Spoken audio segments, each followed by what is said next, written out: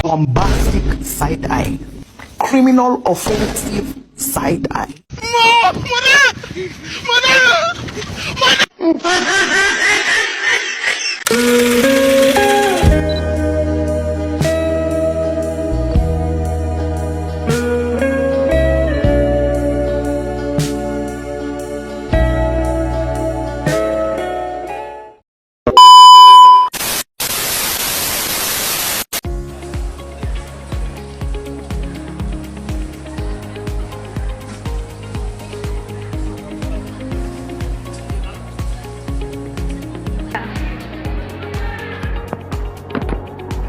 Weh, kalian tahu nggak sih Kerajaan Demak? Ya, terus so, dari beranda TikTokku, aku penasaran nggak lah sama Kerajaan Demak ini. Kalian tahu nggak info-infonya?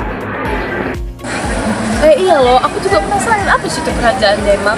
Muncul terus loh di FYP ku. Oh, Kerajaan Demak ya? Aku ada nih, nge-save videonya. Ayo kita tonton.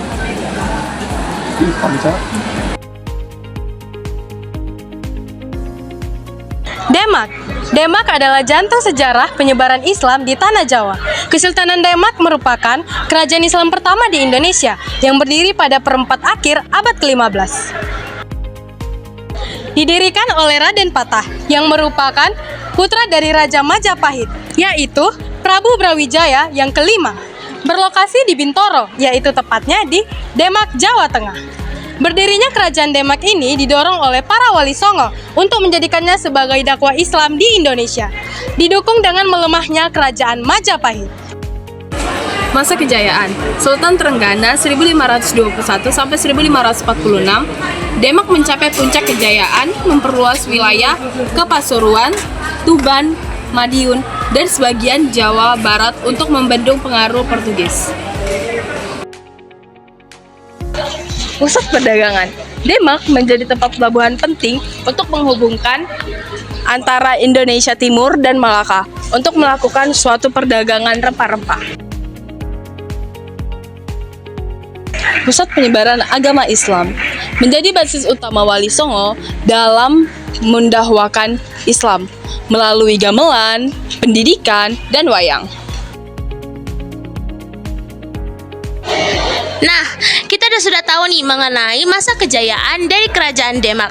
Sekarang, ayo kita bahas mengenai masa keruntuhan Kerajaan Demak. Yang pertama itu karena perang saudara. Nah, pada saat Sultan Trenggana sudah tiada, adanya perebutan kekuasaan antara kedua belah pihak. Yang pertama oleh Sultan Prawono dan yang kedua oleh Arya Penangsang. Yang kedua itu terjadinya perpindahan pusat pemerintahan.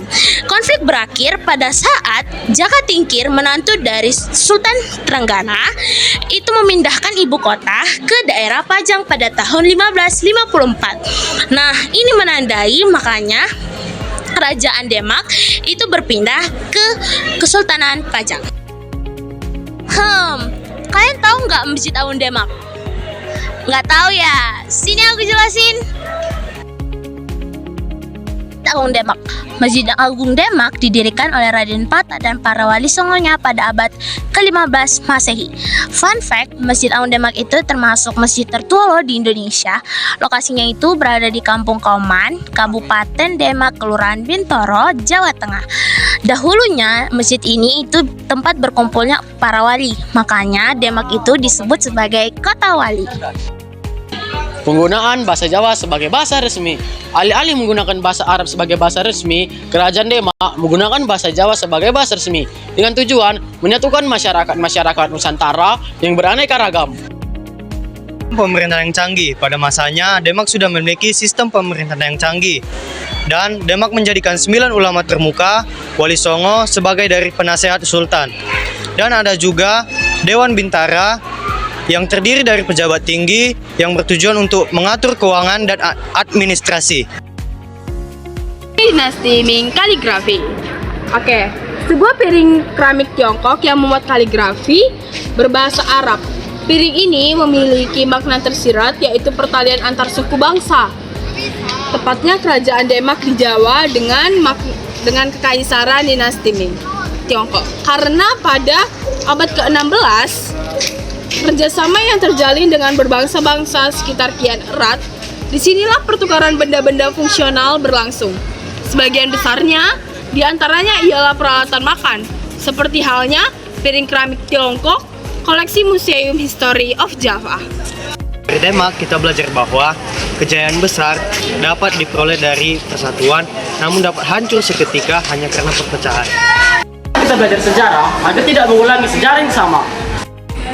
Ternyata musuh dari sebuah bangsa bukanlah orang asing, melainkan perpecahan itu sendiri dari dalam.